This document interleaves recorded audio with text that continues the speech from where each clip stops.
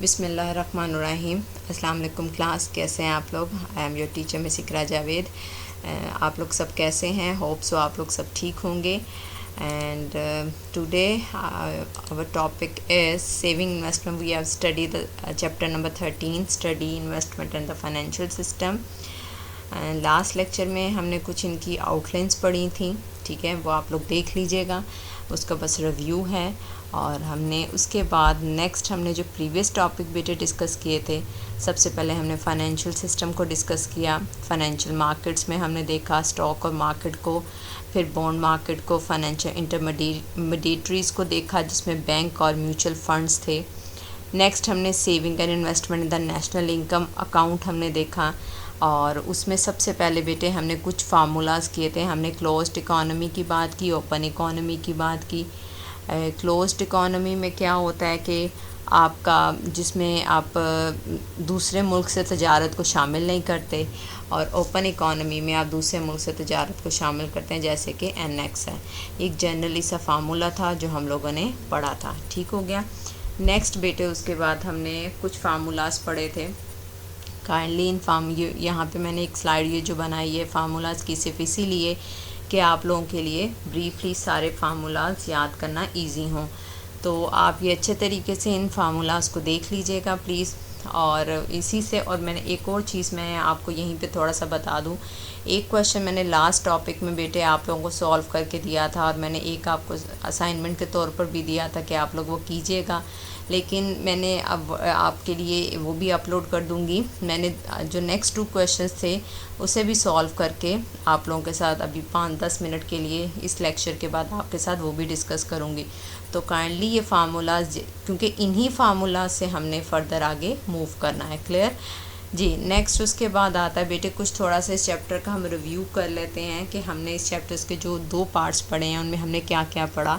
सबसे पहले देखें हमने उसके फर्स्ट पार्ट जो था उसमें we looked at how some people save by spending less than they earn and how others borrows by spending more than they earn, कि हमने बोरर्स और सेवर के बारे में पढ़ा था। फिर व्हाट्स मोर सम बोरोअर्स वो use the proceed to invest. अब देखें जो बोरोअर्स होंगे, जिन्होंने पैसा लिया हुआ होगा, वो उनका प्रोसीड इन्वेस्ट करेंगे, that is to purchase capital goods. So for any one individual saving needs not equal investment. अब हर एक के लिए ज़रूरी नहीं है कि सेविंग और इन्वेस्टमेंट उसकी इक्वल हों, लेकिन हमने टू सम एक्सटेंट हमने इस चीज़ को ये कहा था कि saving is equal to investment है। देन उसके बाद in the second part of the chapter however we looked at how for a closed economy as a whole saving must always equal investment. लेकिन जब हमने सेकेंड पार्ट हमने किया उसमें यही था कि क्लोज्ड इकोनॉमी के लिए सेविंग जो मस्ट हमारी इन्वेस्टमेंट के हैं। नेक्स्ट स्टेप था how can we reconcile what is possible at the level of each individual with what must hold true for the economy as a whole, what mechanism coordinates individual decisions so the saving always equal investment। ये हमने decisions जो हैं ये अब next हम इंशाल्लाह ये slide जो आपके सेकंड और थर्ड पॉइंट है इंशाल्लाह ताला हम कुछ हद तक इस लेक्चर में कवर करेंगे। हाँ, और उसके बाद बेटे कुछ आ जाता है टू आंसर इस जो भी हमने ये आंसर्स क्वेश्चंस पढ़े पीछे के भी कौन सा मैकेनिज़्म है, कौन सी पॉलिसीज़ हैं जो ये सेविंग इन्वेस्टमेंट को इक्वल करती हैं, वो कौन कौन सी पॉलिसीज़ हैं, उसके लिए हम सप्लाई एंड डिमांड फंड्स और इंडिविजुअल बोरोज डिमांड फ़ंड के बारे में पढ़ेंगे। वो आज के लेक्चर में हम शामिल करेंगे। सबसे पहला आ जाता है हमारे पास the market for loanable funds. Financial markets coordinate the economy, saving and investment in the market for loanable fund. Means हमने सेविंग और इन्वेस्टमेंट के बारे में इसमें डिस्कस करना है।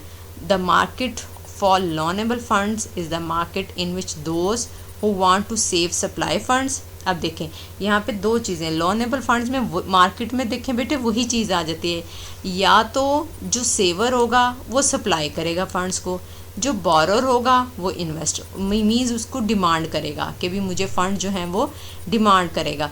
सेम वही चीज़ है which those who want to save supply funds and those who want to borrow to invest demand funds. Means आपकी एक तरफ सप्लाई फंड्स हो रहे हैं, दूसरी तरफ उनसे बोरो किए जा रहे हैं, तो ये एक सर्कल सा इनके दरमियान चल रहा है। देन उसके बाद बेटे हमने loanable funds refers to all income that people have chosen to save and lend out rather than use for their own consumption. अब लोनेबल फंड्स हमारी जितनी इनकम है आपकी लोगों की have chosen to save and lent out. Save means या तो आपकी इनकम सेव होती है या तो आप उसको आगे क्या करते हो, इन्वेस्ट करते हो। Rather than use for their own consumption means अपनी कंजम्पशंस तो होती हैं जो एक इंसान के, लेकिन कुछ ना कुछ अमाउंट, देखें हमने प्राइवेट सेविंग और पब्लिक सेविंग के बारे में पढ़ा था। तो मीन्स आपकी जो पीपल हैं, इनकम जो होती है वो ज़्यादातर आपकी दो हिस्सों में डिवाइड होगी, या तो सेव में या वो लेंट आउट मीन्स उसको हम इन्वेस्टमेंट में डालेंगे। ठीक हो गया। देन उसके बाद बेटे आता है पॉइंट लोनेबल फंड्स। जी नेक्स्ट ये, अब इसके लिए लोनेबल फंड्स के लिए हमने सप्लाई और डिमांड को डिस्कस करना है। अब आप लोगों को बेटे मालूम होगा हमने सप्लाई और डिमांड का पढ़ा था। सप्लाई का, अब आप लोगों को याद हो बेटे सप्लाई का कर्व कैसा होता है, नेगेटिव के पॉजिटिव, पॉजिटिव स्लोप होगा। क्यों? क्योंकि इसका जो रिलेशनशिप है प्राइस के साथ तो वो पॉजिटिव होगा। इसका कर्व कैसा होगा, पॉजिटिव, ये आगे हम पढ़ेंगे। और डिमांड का कर्व कैसा होगा ये हम बेटे बहुत डीपली पढ़ चुके हुए हैं। डिमांड कर्व जो होगा वो हमारा नेगेटिव स्लोप होगा, नेगेटिवली होगा। ठीक हो गया, इस चीज़ को आप देख लीजिएगा। अब ये जो लोनेबल फंड्स हैं उसके लिए हमने बेटे डिमांड और सप्लाई को ही देखना है। सबसे पहले आ जाए आप यहाँ पे सप्लाई को।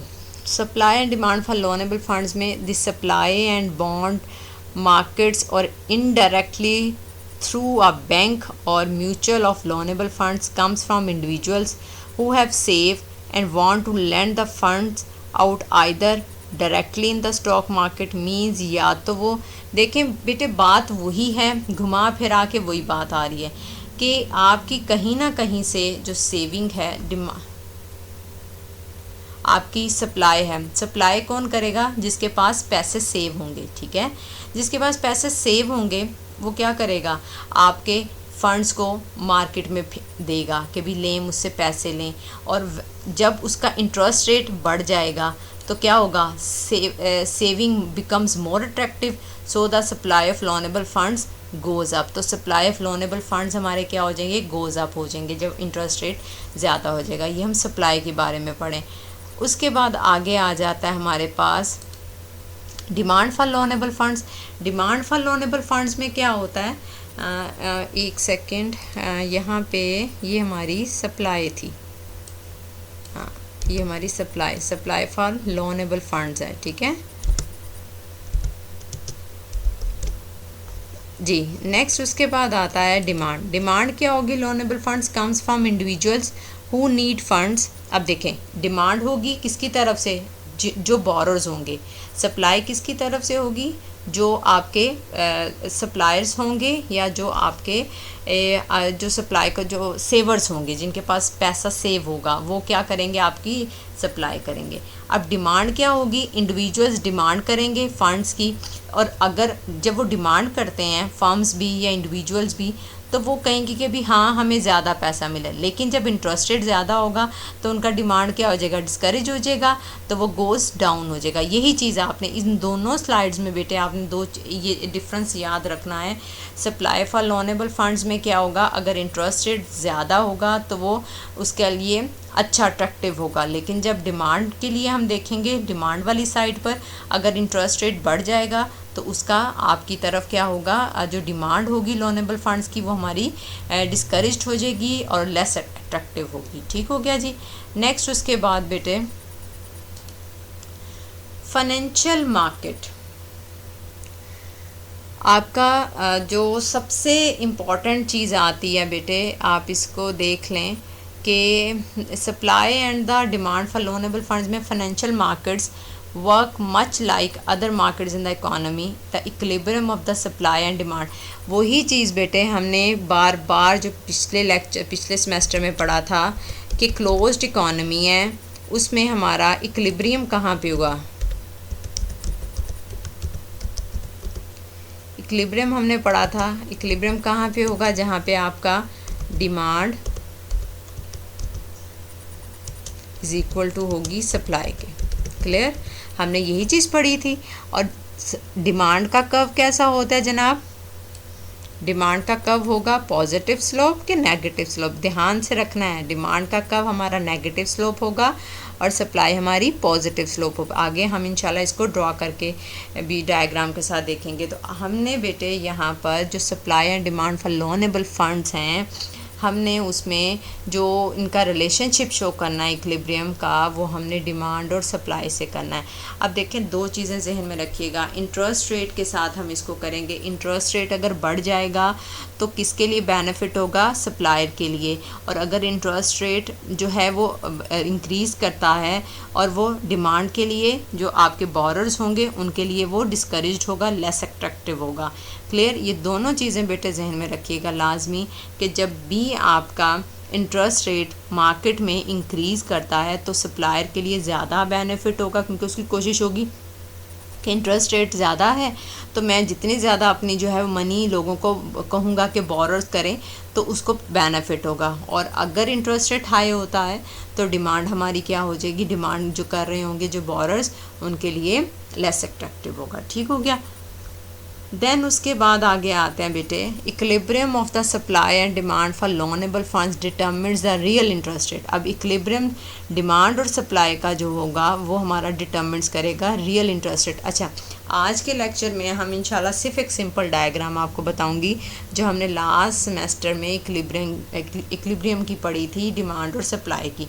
तब हमने प्राइस के साथ पढ़ी थी, अभी हम इसको इंटरेस्ट रेट के साथ पढ़ेंगे आप। और उसके बाद जो अभी मैं बेटे आप लोगों को चीज़ें बता रही हूँ कि अगर इंटरेस्ट रेट इंक्रीज़ करता है तो सप्लाई के ऊपर क्या अफेक्ट आएगा, और अगर इंटरेस्ट रेट इंक्रीज़ करता है तो हमारी डिमांड के ऊपर क्या अफेक्ट आएगा। ये हमारा नेक्स्ट टॉपिक होगा, लेकिन ये आपको चीज़ें क्लियर होनी चाहिए। क्लियर? अच्छा जी, नेक्स्ट हमारे पास आता है डायग्राम है हमारी जी, फिगर 1 है आपकी। ये book I think so book में भी आपके ये डायग्राम बनी हुई है। बुक में ये आपका पेज नंबर है आई थिंक सो, डायग्राम का पेज नंबर बेटे 269 आपका ये पेज नंबर है 269 पे। क्लियर? 269 पेज पे अब ये डायग्राम देखिएगा। अब यहाँ पे देखें, एक्स एक्सिस पे हमने लोनेबल फंड्स लिए इन बिलियंस और डॉलर्स, कुछ भी हम ले सकते हैं। वाई एक्सिस पे हमने इंटरेस्ट रेट लिया। क्लियर? अब देखें, सेम वही वैल्यूज़ हम एक रफली सा मैंने एक वैल्यूज़ आपकी जो बुक वाली हैं वही हमने इसको मैंने देखा है। देखें, सप्लाई का कर्व हमारा क्या हुआ बेटे? नेगेटिव स्लोप, ये और डिमांड का कर्व सॉरी, और ये हमारा सप्लाई का कर्व। जहाँ पर ये दोनों कर्व्स मीट करेंगे, आप लोगों को पता है ये हमारा कौन सा पॉइंट कहलाता है? ये हमारा ई पॉइंट कहलाता है। क्लियर? इस ई पॉइंट के ऊपर हमारा इंटरेस्ट रेट कितना है? 5%, और हमारा लोनेबल फंड्स कितने? $1200। अब हमने यही इक्विलिब्रियम पॉइंट को हमने जहन में रखना है कि मुल्क में जो रियल इंटरेस्ट रेट है वो हमारे पास रियल इंटरेस्ट रेट हमारे पास जो 5% है, और उसके बाद हमारा लोनेबल फंड्स डिमांड और सप्लाई कहाँ पे जाके मीट कर रहे हैं? $1200 के ऊपर। इस अगर फॉर एग्ज़ाम्पल अब नेक्स्ट लेक्चर में जो हम पढ़ेंगे, अगर इंटरेस्ट रेट इंक्रीज़ करता है तो किसके ऊपर अफेक्ट आता है, अगर इंटरेस्ट रेट डिक्रीज़ करता है तो किसके ऊपर अफेक्ट आता है। तो ये इंशाल्लाह ताला हम अपने नेक्स्ट क्लास में नेक्स्ट लेक्चर में इंशाल्लाह इसको डिस्कस करेंगे। ये डायग्राम को आप अच्छे से देख लीजिएगा वही पुरानी डायग्राम है, सिर्फ एक्स एक्सिस का और वाई एक्सिस का डिफरेंस है, बाकी हमारी सेम है। देन बेटे इसमें एक चीज़ आप जहन में रखिएगा, the economy interest rate must adjust to the balance. The economy का जो इंटरेस्ट रेट होगा बेटे वो वैसे ही एडजस्ट होगा डिमांड और सप्लाई से। देखें, अगर फॉर एग्ज़ाम्पल हमने पहले भी जैसे पढ़ा था, अगर आपकी सप्लाई का कर्व इंक्रीज़ करता है तो उससे क्या होगा कि आपका इंटरेस्ट रेट डिक्रीज़ हो जाएगा।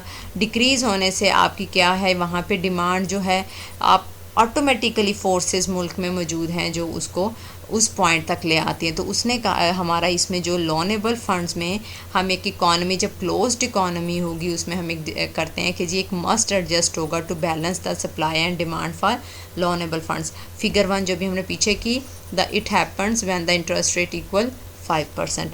अब हम नेक्स्ट लेक्चर में इंटरेस्ट रेट को इंक्रीज़ भी करेंगे, आपकी बुक में जैसे उसने एक डायग्राम में उसने क्या किया हुआ है, इंटरेस्ट रेट को डिक्रीज़ किया हुआ है 5 से 4% पे, तो उससे क्या होगा बेटे, आपकी सप्लाई का कर्व आगे शिफ्ट हो जाएगा।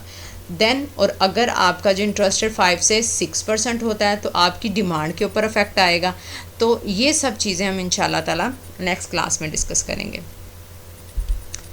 अच्छा जी, अब बेटे कुछ क्वेश्चंस हैं, उनको हम इंशाल्लाह इसको देखेंगे supply and demand for loanable funds में, कि what will happen if instead the interest rate was below it's equilibrium level. वही जो मैंने अभी आपसे बात की, what would happen if the interest rate was above the it's equilibrium level, तब इसके साथ क्या होगा। मींस हमने एक दफ़ा इसके इंटरेस्ट रेट को अबव करेंगे, एक दफ़ा इंटरेस्ट रेट को बिलो करेंगे।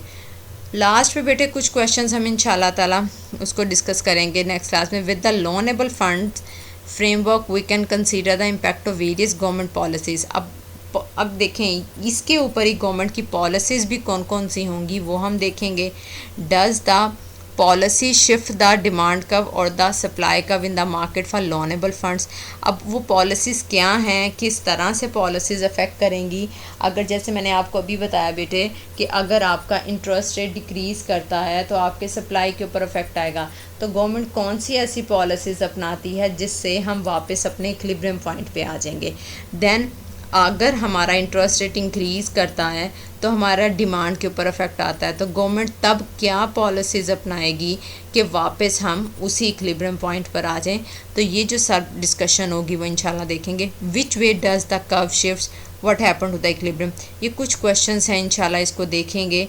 बाकी इस पूरे टॉपिक में आपने बेटे बहुत अच्छे तरीके से फार्मूलाज, डेफिनेशंस और डायग्राम को देखना है, इक्विलिब्रियम को देखना है कि इक्विलिब्रियम हमारा कहाँ पे होता है, और market forces demand and supply से हमारा इंटरेस्ट रेट जो है वो हम जनरेट करते हैं, वही इंटरेस्ट रेट हमारा इकोनॉमी का इंटरेस्ट रेट होगा, रियल इंटरेस्ट रेट होगा। क्लियर।